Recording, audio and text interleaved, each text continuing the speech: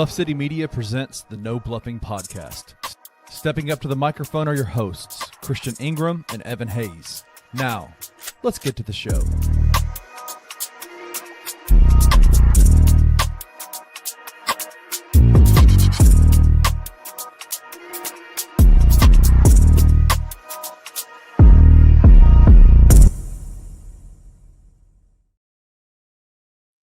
Grizz Nation, what it do? I am Evan Hayes, and welcome to the No Bluffin Podcast, where we keep it all the way real, all the way raw, and all the way uncut about your Memphis Grizzlies. We are back for a second week in a row after our hiatus.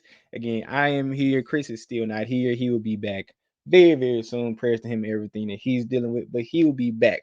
But as they say, the show will always go on. But I have another guest that had perished last week, but now I have my boy Xavier Dotson joining the show. He's a good friend of mine, a very well-versed media personality. You know, he does short form content, he does tweeting, he knows everything. So I'm very confident that my boy will be here. So everybody give a warm welcome from my boy Xavier Dotson. What's good? What's good, y'all? Let me give my boy some clap. Let me get my boy some claps. Yes. Appreciate it. What's good, Evan? Man, it's join the show. How are you doing, my dog? I've been good. Man, it's a pleasure to be on the show. Big fan of the No Bluffing Podcast with you and Chris. You know, you keep it real in terms of Memphis Grizzlies news with facts, opinions. Y'all go ahead and keep it real. I mean, it's a 100 show. And like I said, it's a pleasure for y'all to allow me to be a guest today. Well, yes, of course, Zay. I wouldn't trust you if I know you didn't know what you're talking about. As of right now, Zay, I think you, hopefully, if everything goes right today, will be my co-host for at least the foreseeable future. You know, hopefully we can make it work technology-wise, of course, skills, because I know I'm a busy man. You are also a busy man. But y'all give Zay the love that he deserves. I know it's going to be a very, very, very good episode as always, you know, and I got the banners for you. It's going a little slow, but all that. Of course, y'all can follow us on everything at the No Bluffing Podcast. Y'all can follow Zay. Y'all can follow Zay as Zay Time Takes. He does everything from Twitter to short videos for TikTok. We also be doing reviews for Bluff City Media, like the game recap this year as well, Zay. Yeah, of course, with the Grizzlies, Tigers. I might start picking up football too.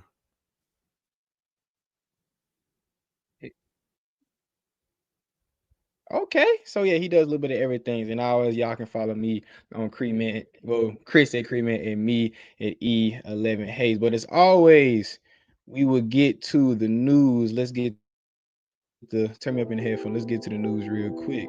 As always, No Bluffing News will be coming up when the music starts, and we all can hear that. No Bluffing News. First thing, the Tigers unfortunately had a very, very good Memphis Tigers football team had a very bad loss to UAB this past weekend, losing 31-24, taking their season to 6-1 on the year. I know I was watching the game. I want to give my thoughts, but first, Zay, for you, what were your thoughts on UAB upsetting the Tigers in UAB and us really got chances of being in the college football playoff? What was your thoughts on that? Man, honestly, that was so disgusting of a game. You had no business losing to UAB. And honestly, I saw it as a trap game in addition, though, because as soon as I heard that UAB fired their coach, I knew that the interim head coach was more than likely going to have his players riled up and try to entice them in terms of winning, get a win, in which they did, achieve a win against a Memphis team.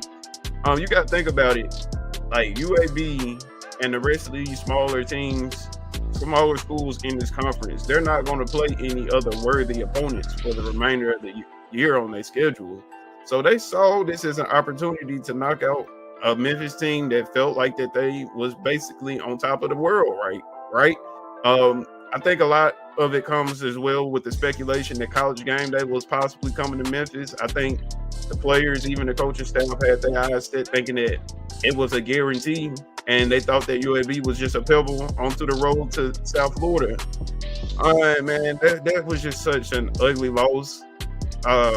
Even we had no business in a way even trying. We had no business even like the game being us coming back at the end. It wasn't even for us to win because we had the ball at the 1 yard line at the end of the game, and yet we still couldn't score. We had constant penalties after penalties. The only takeaway I can say from that is the new freshman quarterback. He looked like he might be pretty straight. That's the only good that I could see from that game. Yeah, I agree with you, Zay. I definitely hated the outcome of this game.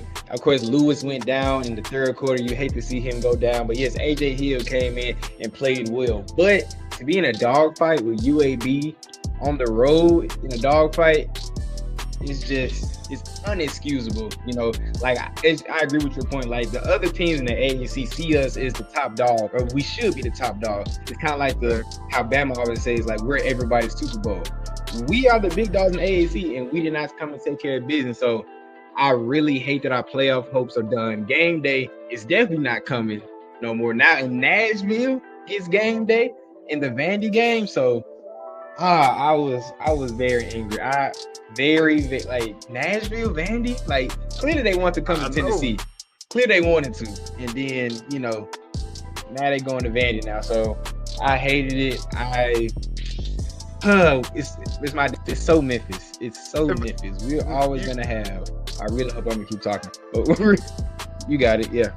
No, you right about it being Memphis, because if you really think about the Tigers and the patterns that they have throughout the seasons, without these past seasons, they end up getting an achievable win against a formidable opponent. Last year it was Florida State. This year it was Arkansas. We've beaten Ole Miss in the past. And due to our conference being so weak, I think that these guys ride a high horse, especially knowing at the beginning of the year in the preseason, the polls don't have Memphis as a ranked team. They don't think about them. And once they do get a good, relevant win, they ride that high to a high of a cloud that they feel that they're untouchable. No, you have to play every single game like it matters. Like what I said earlier. Other schools see Memphis as a ranked opportunity to get a good win. And another thing too, we could have had a loss, right? We had a flexibility to lose a game, but it wasn't against no UAB, right? That just doesn't look good at all for the Memphis record. It doesn't at all. Like, if we was gonna lose, we lose next week to South Florida, because that's how I had it in my mind. We get past UAB. Let's say we lose to South Florida, and we see him again in the AAC championship game, and you just leave it up to the committee to decide. Okay, we put Memphis in, South Florida, both with one loss. Yada yada. May get some help from like the Boise States and all those type of G5 conferences. But now all that goes to hell. Now it really doesn't matter what you do the rest of the season, because we're not gonna be ranked in the top 25 again. We now have an American law, so there's a good chance we may not be in the conference championship game if things keep going. And now we're down on the quarterback. Like, as my boy Black Ninja DJ said, Memphis overlooked UAB and paid for it. When you don't handle business, that's what happens. You see everybody else in the comments like got outworked, got outcoached. Bro, you couldn't understand. Like, me screaming at my TV, we had 2 opportunities on the 1 yard line and we gave up 2 false starts. How you give up 2 false starts on the 1 yard line, my guy? In a stadium with like 30 people. It's like we playing in UT or nothing. It's an empty stadium. That's just undisciplined at that point. That is undisciplined. That's honestly absurd. And Coach Silverfield even stated that he got out coached. And it's a reflection of the same pattern that we constantly see from Ryan Silverfield. And I understand, yes, he has gotten us wins against big teams, right? But you can't take your foot off the gas. You're not going to reach a legendary coach status of the Sabins, of the Kirby Smarts, of the Dan Lannings, because guess what? Their teams are going to execute night in, night out, no matter who's out there on the doggone field, right? It don't matter if they're playing Kennesaw State. It don't matter if they're playing a D3 school. I've seen so many videos that Nick Saban in the past, he would get on his players' ass even if they're up 53 points and it's the fourth quarter. You have to play like your life depends on it, especially when you're in a conference like this. It's honestly absurd that Silverfield has yet to understand that.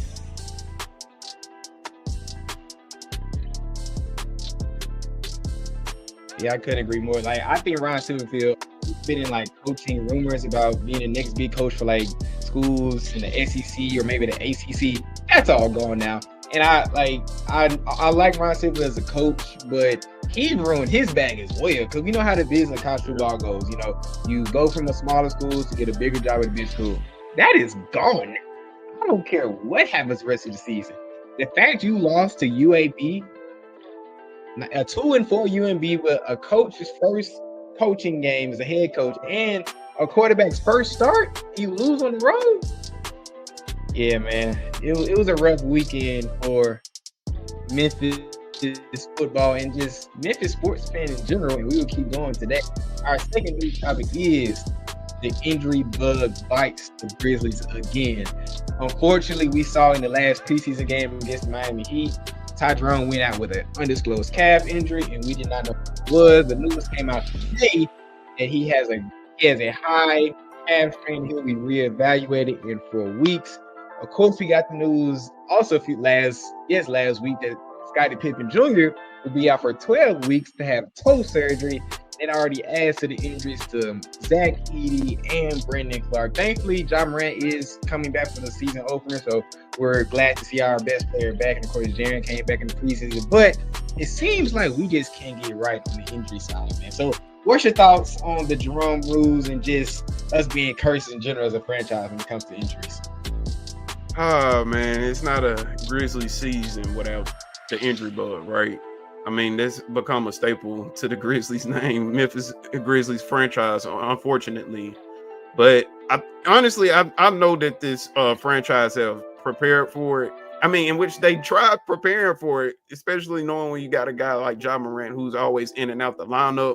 Your backup and your backup is now out when Scottie Pippen and Ty Jerome. I mean, Ty Jerome was pretty much the sixth man in addition in terms of replacing Bane, helping with the scoring production. Scottie Pippen was definitely going to play a higher role, especially how he had such an amazing season last year. But at the end of the day, these guys got to step up. I know that we're at a big deficit in terms of players, but I just feel like knowing that if we have Ja Morant on the court, we have a chance regardless, night in and night out, that we can win basketball games. Ja Morant is just that transcending of a player that he just makes everyone around him better. And I've seen it. I've seen him have players around him that are at the end of the bench and they become high production role players when they play next to him, right? We go back to some teams of the 22 year in which I've seen him get John Conchart get a paycheck. I've seen him get Killian Tilly a full-time contract. Like, these are guys, and like Tilly is out the league now, and Conchart, he gets stashed for a break in case of emergency. And guess what? Emergency has basically come again. Like I said, if Ja Morant is on that court, we have a chance night in and night out, no matter who we're up against, because he's going to raise the players around him play just that much better. Yeah, I couldn't agree more. Yes, we hate that the injury site just can't right us with. And I'm gonna keep talking because I really hope the stuff isn't lagging that bad. But yeah, as you see Josh on the court, we do have. We're gonna see a lot of Ja Morant minutes. I see Ja playing 35 plus minutes. You know, stretch of this with inside GD Jackson, the guard rotation going first season and extended, with, of course, Scottie Pippen being out. So as long as Ja stays healthy, I'm confident. But again, if he stays healthy, knock on wood, he's been looking good all offseason, just in the workouts and stuff like that. Of course, you can see him in preseason because of an ankle injury. But I'm confident when Ja says he's good, I feel like we're going to be good. So, of course, I'm disappointed, but as long as I'm 12 is in that jersey, I can't complain much. Opening night is this coming Wednesday as we play the New Orleans Pelicans. Yeah, I know, Black Ninja, as he said, I'm in robot mode. I'm sorry. I'm in a very terrible apartment at Alabama A&M University. I love my school. Why I have a love-hate relationship with my school. We put us in the West everything.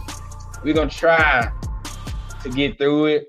That's why we were late, because everything was moving slow and lagging, everything. We trying to push through. I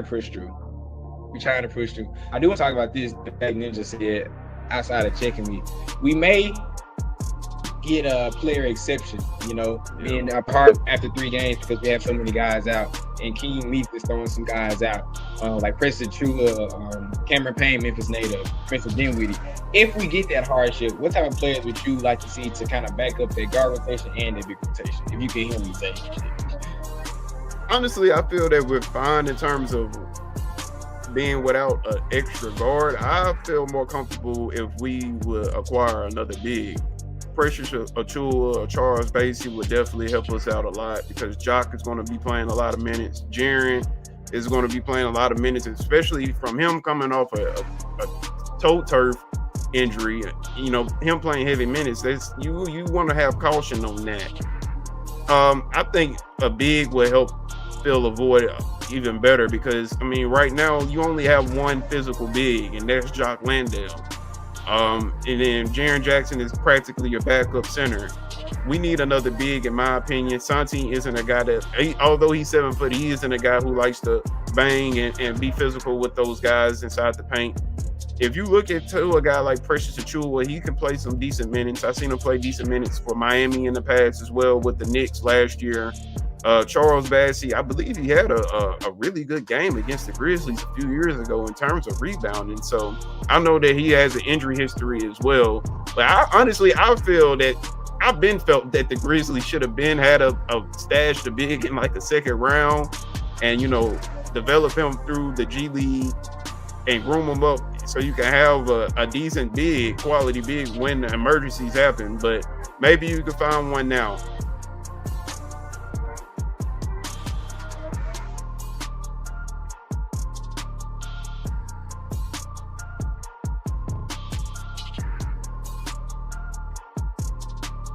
Yeah, I think Achua to go if we get that hardship, and I swear I hope y'all can hear me.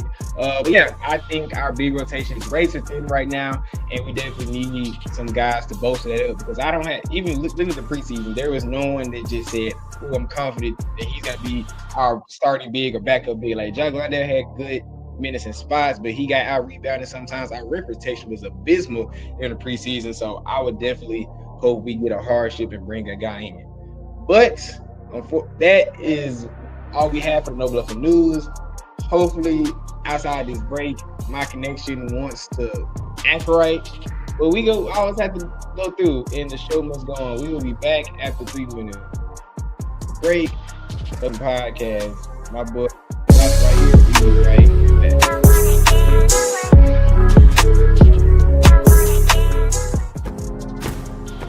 Looking for an alternative to alcohol or conventional medicine? Check out Ounce of Hope, a Memphis-based dispensary. With 2 local stores in the Sanderland Center and on South Cooper Street, you can get all the products you need in a location convenient to you.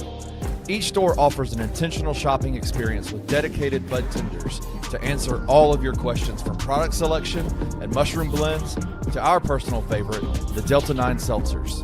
You gotta try the Peach Buzz. Try Ounce of Hope at either one of their 2 Memphis stores or at www.ounceofhope.com for convenient products shipped right to your door. Use the promo code BluffCity for 15% off any order, excluding sale items. Cannot be used in conjunction with other promotions or discounts. One use per customer.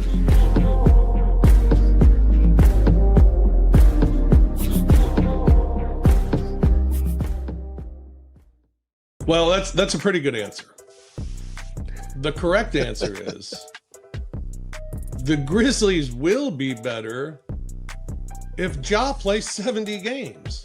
We can talk all we want about who's going to play where and who's going to get the minutes, and Jalen's minutes, and Coward's minutes, and KCP, is he starting? Is he coming off the bench? And is Scotty the backup point guard? And Ty Jerome, what sort of role is he going to have? And can he be really big for us? And, how's Brandon Clark? We can talk all of that stuff.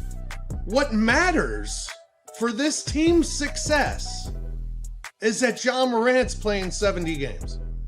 Period. Well, you know what? I can tell you this much. I want to argue with you, but I can't argue with you. The team is still built around him being great and available, and Jaren being great and available. Tune in to the Night Court Podcast with your hosts, Rob Fisher and Brevin Knight, on the Bluff City Media YouTube channel.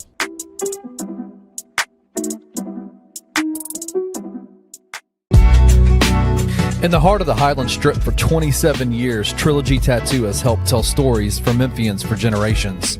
Located at 530 South Highland, Richie and his team are waiting to help you tell yours. From tattoos to piercings, your body art should be as unique as you are. Voted a Memphis Flyer top 3 tattoo shop in the city of Memphis since day one. Your story will be safe here at Trilogy Tattoo. Open 7 days a week, Monday through Saturday, 11 to 11, and 3 to 11 on Sundays. They have convenient times waiting on you. Let Trilogy Tattoo help you tell your story.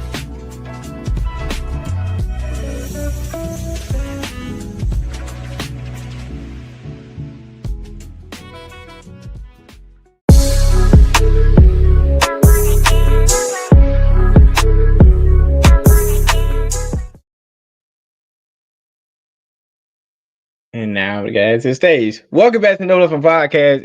As always, I am Evan Hayes. My guest today is Xavier Dotson.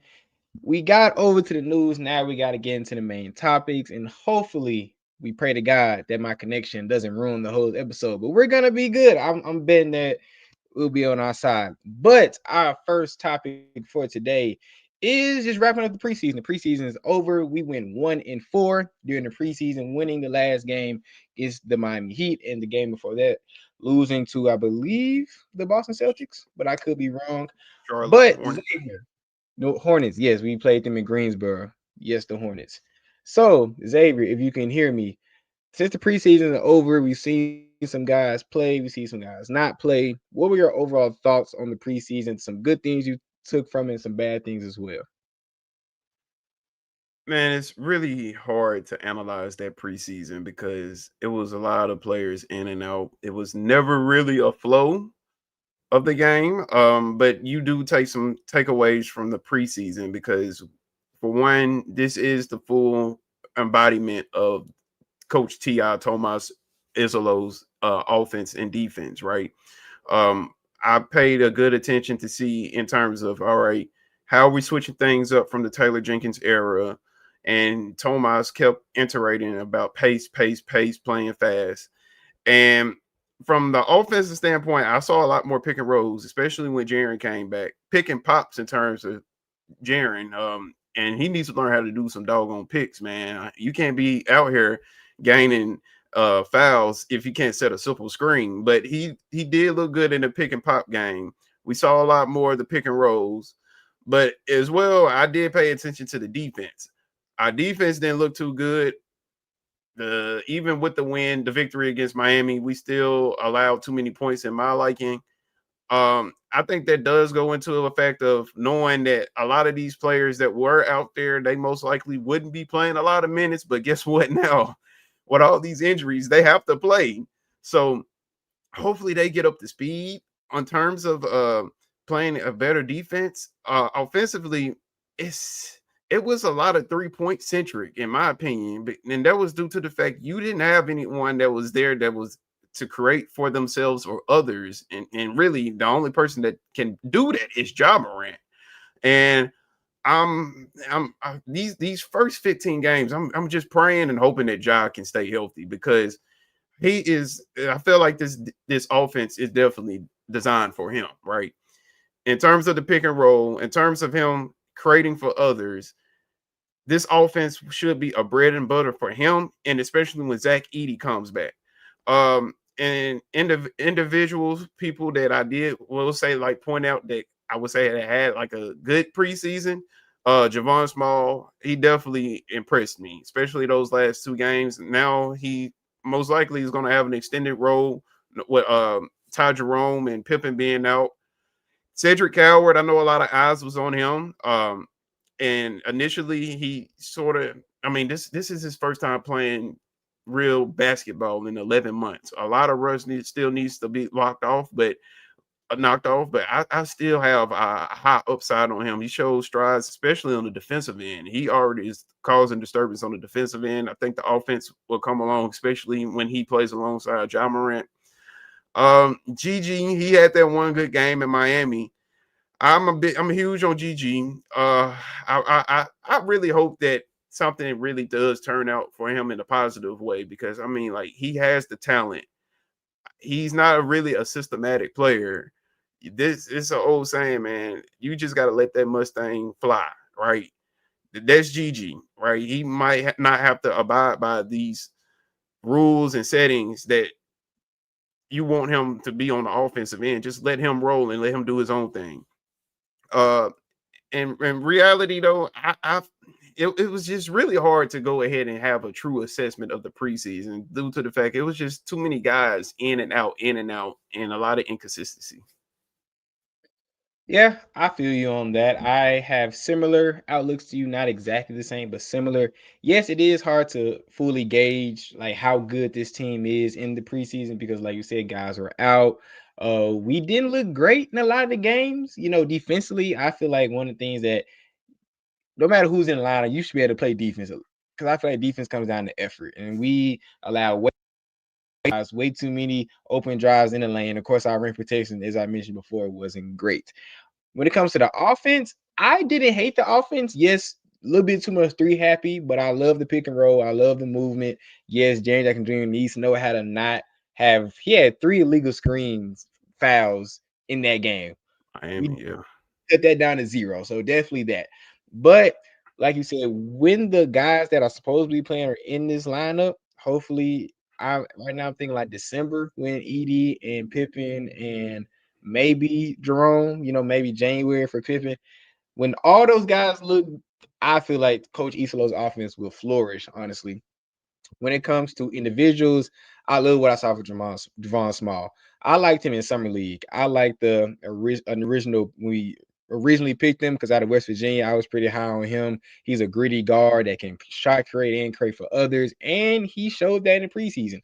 It didn't seem like the moment was too big for him. He looked like he belonged. He did on both ends of the floor. So I love what I saw for Javon. And I'm actually not worried. Of course, I would love to have Pippen and Jerome, but I feel like Javon has all the tools to, be that sufficient backup point guard right now with guys at the lineup.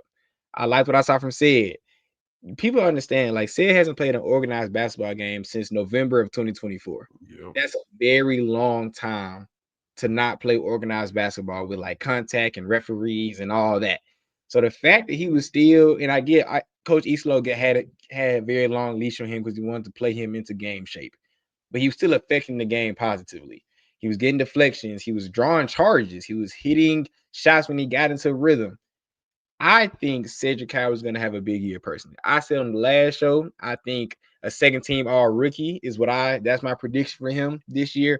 Because I don't want to speak in hyperbole, but when I see him, I just see Kawhi Leonard. I just see a baby Kawhi Leonard. I'm not saying he's going to be a MVP. But I just see Kawhi Leonard, bro. And that just gets me very, very excited. Yeah. Yeah, when it comes to the negatives, again, I'm very scared of how the bigs look. Londell was playing. I know Tripp was playing. Santi, like these guys. I'm way more confident in the guards going into the season than the bigs because I didn't see a lot from Jock Lundell. I wasn't very big on Jock Lundell when we first picked him up, but y'all told me he would fit the system, and at least defensively, he doesn't seem like it's there. I liked what I saw from PJ Hall in spots. PJ Hall, he is undersized, but he did play with a lot of energy, a lot of grit, and he showed his athleticism a little bit. But he is small. He has to be able to rebound. Same because he's going to play a lot of minutes. I know he's on a two-way, but he's going to play a lot of minutes. Same thing with Londell. So the bigs need to rebound. They need to rebound wholeheartedly. One thing I have to disagree with you, and I want to see where we go on this. On the whole Gigi Jackson thing, everybody knows I'm a Gigi fan. I think Gigi has all-star type potential. But this thing that's been thrown around, like you said, like he's not a system player. I agree with y'all. Is he a person that just fits within a system? No. But on this team, he's gonna need to. Like, he's not gonna have the ball in his hands like Ja or Jalen Wells or when Jerome gets back. Like, you have to look at the pecking order. In this Yeah. team, he's a second string 3/4. So y'all can't expect, like, what other team can you say in the NBA or just historically? Yeah, the second string small for the power forward, just go out and do your thing. Like, you have to be able to play a role. So if you can't defend consistently, knock down shots consistently, what use do you have on the court? So this whole like let him just go hoop thing, I agree with y'all if we were a bottom feeder team and he was starting getting 25, 30 minutes a game. But being that he's going to be playing 12 to 20 minutes, he has to play a role. So I don't necessarily agree with the whole like let Gigi just go hoop. Because yes, he has all the talent in the world, but his talent has to be put into a direction where he helps his team win on a consistent basis. Nah, I agree with you with a standpoint like that because honestly, when he did have his sort of quote unquote breakout year, when we did see like his a glimpse of his true potential, I mean that was the year that we was plagued with numerous of injuries, right? And that even goes on with someone like Vince Williams, who's been struggling to find his setting since that year. It's hard to say because Gigi, you snag him in the second round, and then you see like, man, this kid is actually a baller. We saw that 2 years ago, and he comes the next year, gets injured, and you're just hoping that he can be somebody that's alongside Ja Morant that he can finally flourish and thrive. And truth be told, right now we don't have time to babysit him, and it's now or never because we got bigger aspirations and goals set in mind, and that goes for Vince Williams as well. Gigi, if it is come down to like sometime later this season that a trade might have to happen, you might have to put Gigi and or Vince into a package to acquire somebody better if there is something on the table. I could definitely see that for Vince. I really think Islo believes in Gigi. Gigi just has to show Islo that he is a mainstay for this team. When it Yeah, comes to Vince Williams, yeah, what you got to say? I was just gonna say, I mean, we saw Gigi score 10 points in 3 minutes in that Miami fourth quarter. Yes, That got was fired. so He caught sudden. fire. Yeah. He caught fire. So he has the capability. I'm not questioning his capabilities at all. I feel like Gigi, like when it comes to straight talent, maybe top 4, top 5 on this team, just straight talent wise. But you have to look at who he's behind the pecking order, and he has to show that he's as valuable as those guys. So right now, I see Jalen and Sid ahead of him in the pecking order when it comes to like the wings, and then it's just everyone else.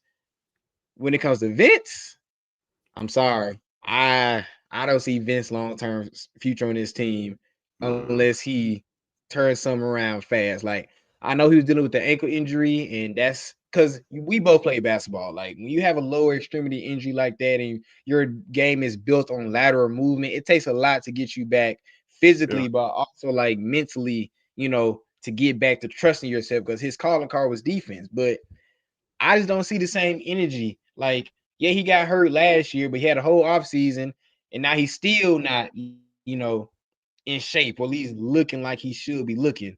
So, as you said, we don't have time to babysit Gigi or Vince. In my opinion, Vince's leash is a lot shorter than Gigi's. Because at least you see the glimpses of Gigi, like you said, the 10 points in 3 minutes. Like in the Miami game, Gigi started that run. If you watch the game, Gigi started that run in that fourth quarter for us to win that ball game. I haven't seen nothing from Vince last year. Now the preseason, yes, it's only preseason, that tells me, yeah, Vince is a top 10 rotation guy on this team. Right now, if everyone's back healthy, I see him bottom 5 on the roster right now. I know. So as a Vince Williams fan, that breaks my heart, because like you said, that year when everybody was out, him and Gigi showed that they could do great things for this team on both ends of the floor.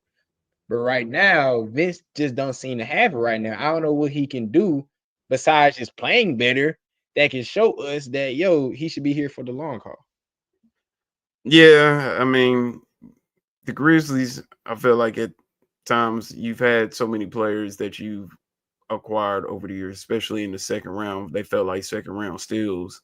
They obviously had plans for him, but it hasn't panned out. And now you basically, in a way, if you want to make advancements in terms of trades and in terms of selective roster spots too, right?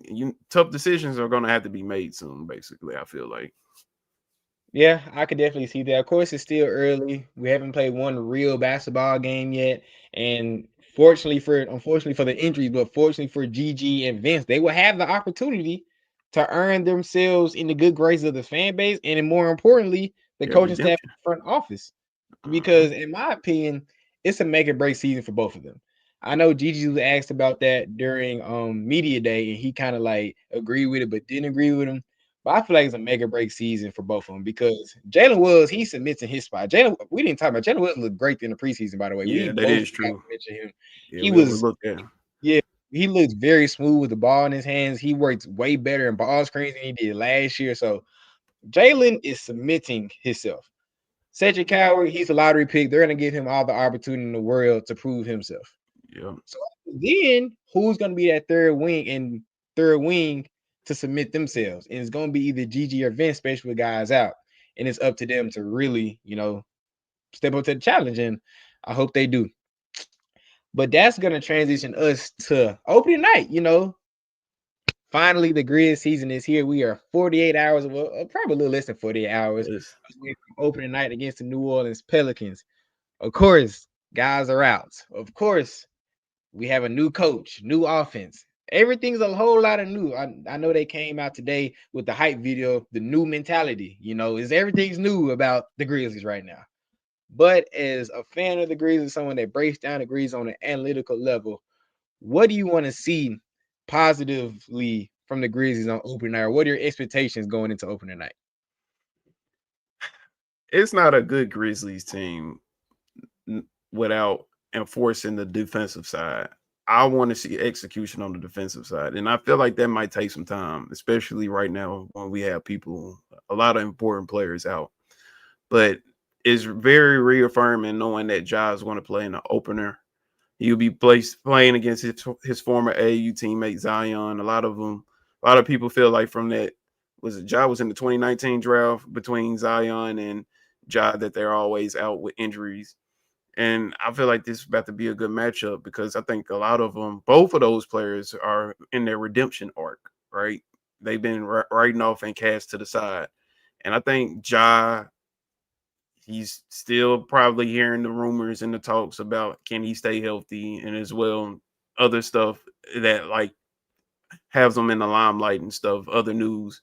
I think he comes out with a show. I think it's a good game from the opener night standpoint from both teams, honestly, because both teams are trying to leave their mark and show that the national media that, hey, y'all might write us off, but we feel deep down that we're a better team than what y'all think. Because I know with the Pelicans, they traded their first round pick for next year because they believe in that they will make the playoffs this year, or at least be a play-in team. And I think the Pelicans made some improvements. But Ja and Jaren, they're going to be pivotal in terms of the offense. I want to see what Jalen Wells' role is. How is he going to expand upon his role from last year? We talked about how great he looked in this preseason. Can he contribute in a manner that, he's going to be a pretty important piece this year? I mean, night in and night out on the offensive end and the defensive end. Cedric Coward, I want to see, can he at least, get us 8 to 10 points? I'm not asking you to score 15 and be a contributor every single night. If you can give us 8 to 10 points every single night, play some good defense, man, you taking strides in the right way. That let us know that, hey, it was I have no problem with us selecting you at number 11 because you taking those strides and I can see the potential from you. And like I said, I want the impact on the defensive end. Yeah, I agree with that. I definitely want to see defense first and foremost. Like, as we both know, we grew up watching the Grizzlies, the old grit and grind era. Defense has been a staple in Memphis, and it seems like over the past year and a half, that just has not been consistently what our identity is. Yes, we can have speed kills all day, but it starts and ends on the defensive end of the floor, and Yeah. we can't guard anyone. It don't matter if we're running up and down the floor and putting up 120 points a game. We got to stop people. I want to see how we defend Zion. Yes, Zion has been at the line, but every time he plays the Grizzlies, he has a good game. Like, I wish I had the numbers in front of me about like his career averages against us, because normally we lose when Zion's in the lineup and he has a good game. So the Well, fact that he's there and he seems to be healthy, I really want to see like who we throw at him. Of course, you're gonna see Jaren on him. yeah, We see some Cedric Coward on him. Yeah. Cedric Coward's giving up, some size, but he's long, Yeah. so I would like to see Cedric Coward against. Of course, you're gonna see Jock Lundell play again. You're gonna throw a lot of guys at Zion. I really want to see how Coach Isolo and the guys respond to Zion. Zion looked good in the preseason. He looks strong. He looks slim. Like, Mhm. I want to see how that is. So yes, defensively all day. I want to see how the offense looks with Ja Morant. Like, as you said before, this offense was made for number 12, for Demetrius Jamel Morant. We can only go off what we've seen, but if Javon Small can look good in this offense, I have a very strong feeling that Ja Morant Yeah. can look good in this offense as well. So that's number one. Number two. Number three, a two-man game between Ja and Jaren. We have been preaching for years for Ja and Jaren to get a pick and roll two-man game. Now, this is our first taste to finally get that. Jaren, sit your ass down and don't have a moving screen violation when Ja coming off the screen. Because Man. Lord knows when Ja coming off, when Ja going down here to draw, he's gonna draw the defense. You're gonna be wide open on the pick and pop. All you gotta do is knock down that top of the key jump we've seen you hit for the past 8 years. Just do that. And that's an easy 10 to 15 points between the both of y'all right there. Because everybody knows Ja's hard to stop down here. Everybody knows Jaren can beat you at all three levels. So those are the main things I want to see. And also rotation. Obviously, it's gonna be hard with guys out, but I just want to see how Coach Isolo like deals with, a rotation that's shortened, because unfortunately he dealt with that last year. And I just want to see with these new guys in, how does he deal with the rotation? But I'm confident, I feel like opening night we come in with a W. Like, as you said, the New Orleans Pelicans are coming in with a chip on their shoulder. I know, of course, Zion is still there. Brandon Ingram isn't there anymore. They still have John J. Murray. He's still injured. So they have some guys that, Herb Jones is still there. Like, they had some guys that want to prove themselves. And, of course, it's a division rivalry. You're going to see these guys 4 times a year. So you want to see how you stack up against a division rival in a division where it's going to be very tough. Like, if you had asked the grand scheme, like widespread NBA, these are the 2 worst teams in the division. Like, that's how good this team Yeah. is. This is how good the division is. You got Houston loading over KD. You got San Antonio with Cooper Flag, Kyrie, Clay, and of course you got San Antonio with the 7'5" alien. I So mean Dallas. yeah, Dallas and then San Antonio with Wemby. My bad. So these division games are very crucial. Yes, it's only game 1, but these division games come in handy and become very costly, later in the year. So my main thing is just getting the win, bro, to be honest with you. Not definitely. I just want to see a well-polished game. I'm just happy that NBA is back. I'm happy that Grizz basketball is back. And even if the Grizzlies do come out with a lose, I just hope for it to be a good game. And don't have any panic, Grizzlies fans. If we do take a L, it's not the end of the world. It is not. Grizz Twitter is the worst place in the world when it comes to overreaction. Oh my gosh, how many I saw tank for the tankathon starting? I saw fire Isolo. I saw a lot of crazy stuff on Twitter. But I got one question to ask you. I'm throwing you off a little bit. I didn't prep you with this. So I want to get your genuine reaction. Do you have any, like, since it's game 1 starting on Wednesday, and I won't get to talk to you again until next week, do you have any outright predictions for this team or a play that you're confident in going to this season that they're going to hit? I actually have a good prediction.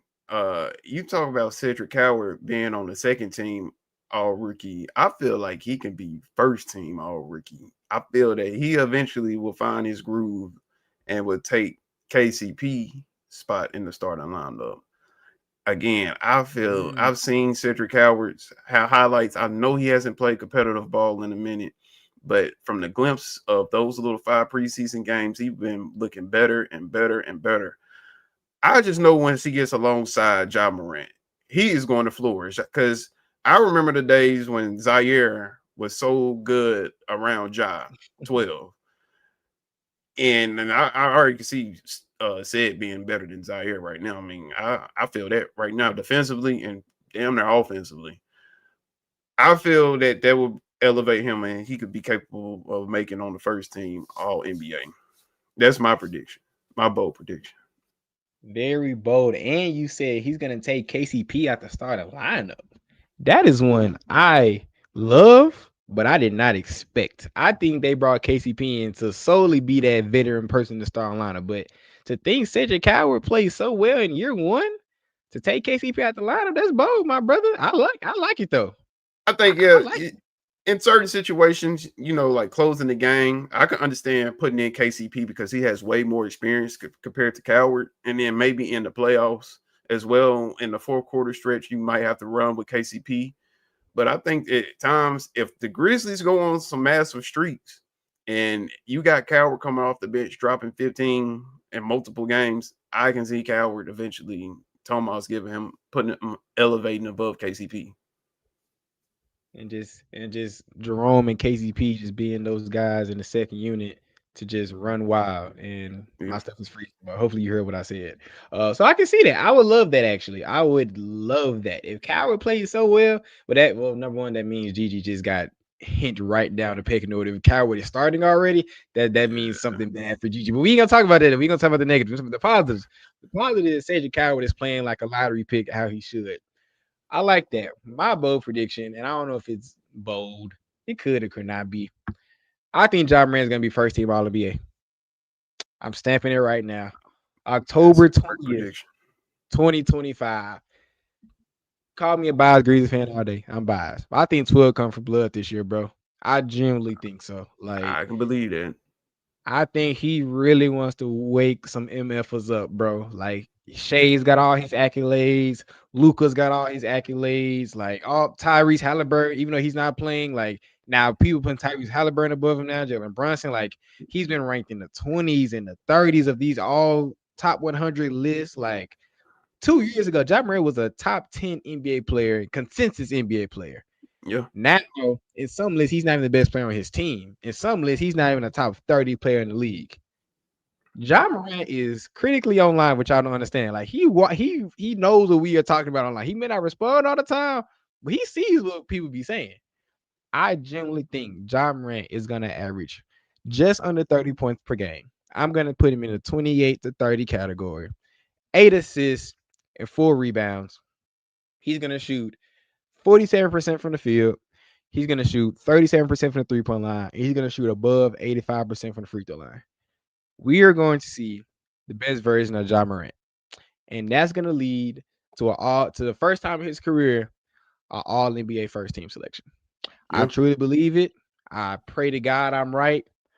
But that's what I think, bro. I think 12 is really going to remind people that he's a top 5, top 10 player in this league. He's an elite in that once-in-a-generation type of talent. I truly believe that. I feel like he's going to do that this year.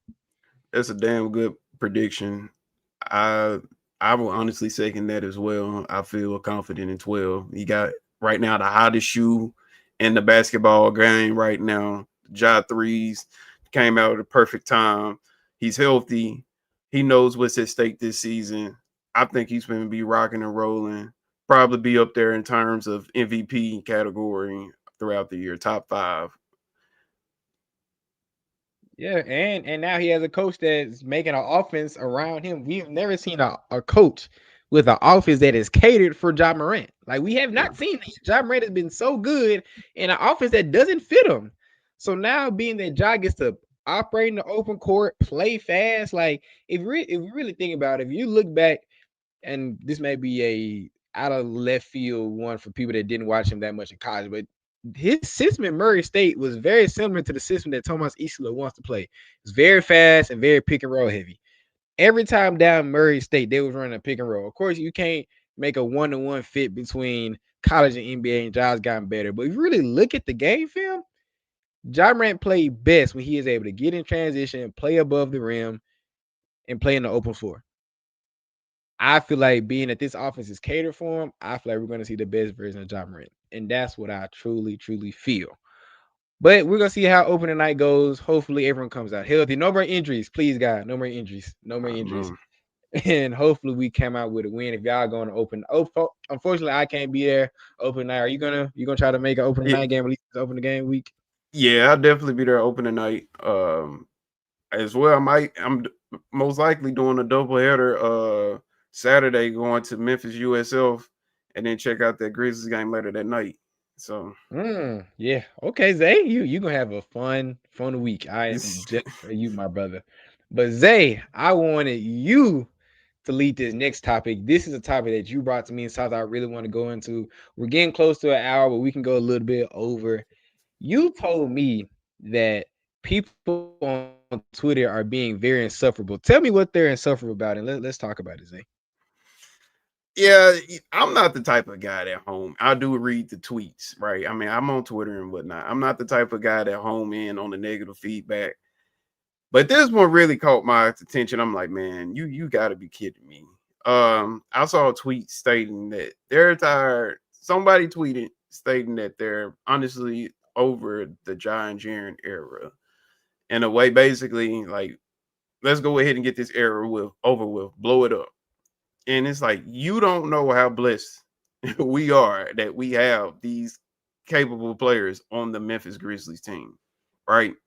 And I get it. It's frustration of we have this talent, but we have yet to really reach the potential that basically the Grizzlies been selling to us. And it's frustrating. I get it as a fan. But we're not the only franchise that's so quote unquote cursed, right? We look at another franchise. We go up north to Philadelphia. The Trust the Process 76ers. They are still on the Trust the Process 76ers 10 years later. Joel Embiid, right? He has had an MVP season. He's had multiple All-Stars around him, and he is yet to make it out the second round. All right, we can take another trip out west to a team called the Los Angeles Clippers, right? They acquired Kawhi Leonard and Paul George in 2019. All they've achieved is going to the Western Conference Finals once, and that was without Kawhi Leonard. Have they moved on from Kawhi Leonard? No. Have the 76ers moved on from Joel Embiid? No. And you want to know why they haven't moved on from those players? Because when they play the basketball, when they're out there on the court, they play good and winning basketball, and the statistic shows, and it shows as well with Ja Morant. When Ja Morant plays on the court for the Memphis Grizzlies, the Grizzlies win basketball games, ladies and gentlemen. And I get it. It is so frustrating when there is a nagging injury from Ja. But listen, we're not the only franchise that it suffers with injuries. Understand that, ladies and gentlemen. And like, we're truly blessed to have a transcending superstar like Ja Morant in terms of his athletic abilities, in terms of his marketability. It's like we're blessed, and you have to be careful what you wish for, right? Because Evan said it. He said it that Ja is on Twitter and he is on looking at stuff and everything. You have to watch, be careful what you ask for. Like I said, we're blessed to have Ja. We're blessed to have Jaren too. And I truly enjoy this era because we're not the only team that's riddled with injuries, ladies and gentlemen. All 30 teams suffer from injuries. All right. Yeah, I couldn't agree with you more, Zay. I think the discourse around Ja and Jaren and just the Grizzlies in general is just extremely too negative. Like, we're stating like we are like the Nets and we're just bottom of the league with no clear future and no clear draft picks. Like, it could be a whole lot worse. I don't want to be like Yes. Jaren actually said that we could be homeless. Nah, he was tripping on that one. That comment was kind of crazy. But in all jokes aside, like we are in a good spot. Like Ja Morant, I did an article on this a few months ago. I can't remember the exact number, but I feel like when he's in the lineup, we win like 60 to 65% of our games. And that's not an exaggeration, like at all. Like when Ja plays, when Jaren plays, we are a good basketball team. It's just unfortunately over the past since this Grizz next gen era, we have had those guys in the lineup. And I saw a stat today. This is the first time since 2021 that both Ja and Jaren will be playing the season opener, bro. Yeah, that's insane. That's insane. Like, yes, some things yes, injuries happen to everybody and certain things you can't prevent. But when we're on the floor, we are a well-oiled machine. And I agree with King Meeks. Our fan base is crazy and insane. Black, I can put his coming back up here. We be fighting each other in our own fan base about what we should do. And that is crazy. Of course, I'm not in other fans' discourse because I don't be on Twitter but outside the Grizzlies, but I've never seen another fan base that argue as much as we do and has so much negativity and overreactions as much as we do, man. And I think it comes down to Kadarius Tolliver. We just inconsistent at some points. It's injuries and inconsistency. I feel like those have been the main two kryptonites for the Grizz next gen era. But back to your point, Zay, we are extremely blessed to have a top 10 point guard and a top 10 power forward. I don't know many teams that can say currently they have a top 10 guys at two positions. And if those teams can say that, they are an elite team. And I think of Denver, you have Jokic and Murray. I would think Murray is a top 10 guard in the league. Of course, you have like the team like the Lakers with Luka and LeBron. I'm trying to think of other great duos. And of course, Jaylen Brown and Jason Tatum, but Jason Tatum's hurt right now. Like, there are many teams with guys that are top 10, and in my opinion, at their best, top 5 at their position. Yeah. So being that people are saying that we're tired of the Ja and Jaren era, like my question is, I'm gonna say this a question to you, Zay, but it's rhetorical. What's the alternative? Like we blow up the team and we go back being a lottery team and only winning 20, 30 games out a year. Exactly. Like, is that what y'all want to see? Like, someone said it. Someone said it earlier about I don't want to go back to those days. Who said it? I think it was King Meeks. Oh yeah, this one. He said I don't want to dark day with Eric Watson and Nick Anderson and Eddie Gill. Oh, see, old head from people like you, bro. Yes, go back to that. Why do you want to go back to the dark days, bro? Like, why? Exactly. Like, do you want to go back to the days where we're not making the playoffs? Like, okay, if you can respond, old head from NC, I'm assuming North Carolina, respond real quick. Why do you want to go back to days where we're not a playoff team, where we're not a competitive team? And if you can tell me and say that, we'll be like, okay, if you have a legit reason why. But I can't think of a good reason why you would want to go back to the days we were a lottery team.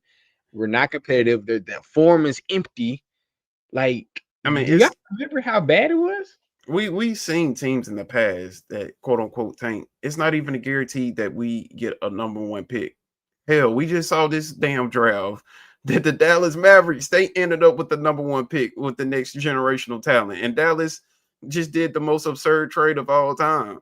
So it's not a guarantee that we receive a top pick. I mean, don't get me wrong. I know this upcoming draft is going to be pretty decent with the Boozer twins, but it still takes a long time, even when you acquire a quote unquote the next big star into the league for your team to get back a top team in the league or for that young player to become a star. Right? We're truly blessed. This is a man, Ja Morant. He has made Memphis his home. He's embraced the city. He really loves Memphis. Right? It's so much of the media that has backlash and bashed Memphis time and time again. And this is a guy that really thoroughly enjoys being here. Same thing with Jaren too. Why not keep these guys?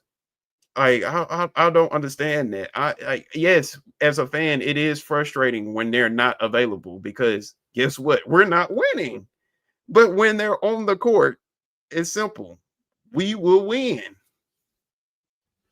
It's that simple, bro. When these guys are on the court, we're a competitive basketball team. We have a chance, like you said early in the show, every night to play with any team in the league. Like, We forget that before Ja Morant got hurt in Game 3 of the Western Conference quarterfinals, we were up by 25 points on the defending champion Oklahoma City Thunder.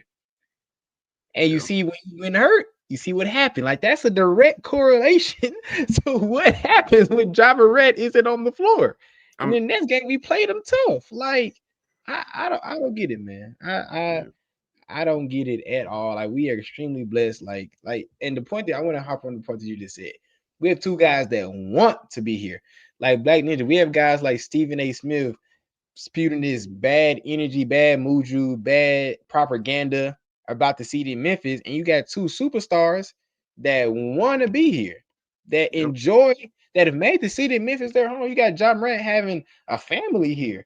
You have Jaden Jr. that's constantly in the community doing stuff. Like when these guys are here, like they integrate themselves into the community, into the city, like the grit and grind. They're Memphian. They're exactly true Memphian. Exactly. They're a true Memphian. So you have guys that are number one, top 10 at their position, arguably top 5. And you have guys that also want to be here. Why would you blow that up? There are no good reasons why you will blow that up. So y'all can be tired all day. When there's a parade on Beale Street and me and Zay are there and we acting crazy with our shirts off. It's a parade inside my city. Exactly. When that happens, y'all gonna be like, "Oh, we're so glad we kept Jaren." And like y'all gonna switch up real 5. Yes, yes. In my opinion, I think Jaren at his best when he's playing his best as a top 5 big in the league. That's my opinion. I don't know where Zay is on that, but when he's playing at his best, we don't see that a lot. On average, I say he's top 10, but I think Jaren Jr. is a top 5 big when you put it off. But that's just me though. Again, I could be biased. Off the top of my dome, I wouldn't necessarily put him in the top 5, but he'd probably be at the cusp at his best. But I have to do like my little list. Like I just can't do it off the top of my dome right now. Yeah, like of course we don't got to rank. I'm just like you said, top of the head. You got Jokic, Embiid, Giannis is a big. You got Carl, that's 4. You got Bam, that's 5. You can put Wemby in there now. Yeah, Wemby 6. So yeah, I'll say about probably the 7-8 range, probably 7-8-9 range. You know, what does MVP JJJ numbers look like? I don't think Jaren can do is an MVP type of player, but if we're just speaking in hyperbole, I think anything like 25 and 10 and like 3 blocks, that's like MVP numbers. But you know, they got a rebound. That's a different score. Yeah, like if you say MVP Ja, if you said top 5 player 4, if you said MVP Ja, I think you asked that. You know, I think you asked that earlier. Yeah, you asked that earlier. He said what numbers he has to make MVP for Ja. I think we're gonna see it. I said it 38 and 4. I think that's MVP type numbers for Ja. What do you think, Zay? Yeah, on the cusp of averaging 30, about 8.5 assists a game, 4 to 5 rebounds, and probably stealing a half a game. Yeah, and keep his turnovers down. Yeah, limits about under 2 turnovers a game, 2.5 turnovers a game, probably good. And my brother, gotta win too. Win too. And like my brother said, D-Bane didn't want to leave either. D-Bane didn't want to leave. That's what y'all don't understand. There's a man is from Texas. He is from Texas, and he moved to Memphis and loved it here and grew a family here. Yeah, man, that commercial that he had on the FanDuel, they ran the mess out of it. But it showed that the man was a true Memphian though. He blended in. He adjusted well. And y'all want to blow it up. Y'all are tripping. Y'all are tripping. But that's pretty much going to be the show. Before we get out of here, we have our FanDuel pick of the week. As we say, we got to pay our bills. And thankfully, FanDuel has been our great partner. And they will be our FanDuel pick of the week. Before you go, Zay, I have mine. This would be a very stupid bet, but I'm going to do it anyway because, again, I'm a biased Memphis football fan. I'm a bet that we're going to beat South Florida. Everything's saying we probably won't beat South Florida, but God dang it, I'm a bet anyway. So right now, South Florida, they are a 11.5 favorite against us, and that's a -4.5. So yeah, I think we're gonna beat South Florida. We're in Memphis. South Florida's number 18 team in the country, but you know, we're not looking good. But I'm a ride with my team and die with my team. So That's my bet. Zay, do you have a bet for the people right now that you think they can make some money on? My bet is I think Houston gets that winner tomorrow against the Thunder. The Thunder gets the ring with the ring ritual tomorrow. I know they were probably riding on a championship high. I think they announced the Rockets lineup today. My God, the length. Pause, but the size that they have is ridiculous. Starting them in at point guard, Kevin Durant running the 2. I don't think Kevin Durant ain't never ran the 2 in his life. I haven't. Last time I saw Kevin Durant even run the 3 was during the Obama administration. You got KD. That's funny. You got KD running the 2, Jabari Smith, Şengün, and then Steven Adams. The physicality is going to be tough. Don't get me wrong, the shooting might not be there, but in terms of physicality and them causing disruption against OKC's offense, I think the Rockets might top the Thunder and ruin their celebration. I like that. You think KD return to OKC on OKC ring night? You think they come in and get a dub? I think that's gonna be a great game. Honestly, I think that's gonna be a great game. I could definitely see that happening. The spacing on that starting lineup, not there, but Lord knows the shortest dude being 6'7" in that lineup. Oh my goodness! Exactly. There's anything in all you're gonna see is arms. Yeah, like, I feel like he's gonna get in Shea head tomorrow. Oh, you think so? Picking him up 94 feet and all that. Exactly. I could definitely see that. But that is the show, ladies and gentlemen. Of course, we appreciate you, Zay, for coming on. Of course, if y'all want to follow him again, Zay Time Takes. That is the show. Thankfully, Zay, the Wi-Fi seemed to lock in the second half of the show. Yeah. The first half was kind of rough, but like the Grizzlies, we keep fighting. We get through it. Of course, if you want to follow us, No Bluffin Pod on all platforms. You want to follow me and my boy Chris. That is our Twitter handles right there. But yeah, that is the show, ladies and gentlemen. Again, Zay, if you want to shout out any of your stuff that you got coming up, shout it out right now, my guy. Appreciate y'all, Chris and you, Evan, having me today. Again, you can follow me on YouTube, Twitter at Zaytime Takes. I cover all the NBA, honestly, as well on my TikTok. My TikTok is X_Zay. Like, not only the Grizzlies, I cover all 30 teams. So yeah, you follow me. I greatly appreciate that. And again, I appreciate y'all having me, keeping it real here on the No Bluffin Podcast.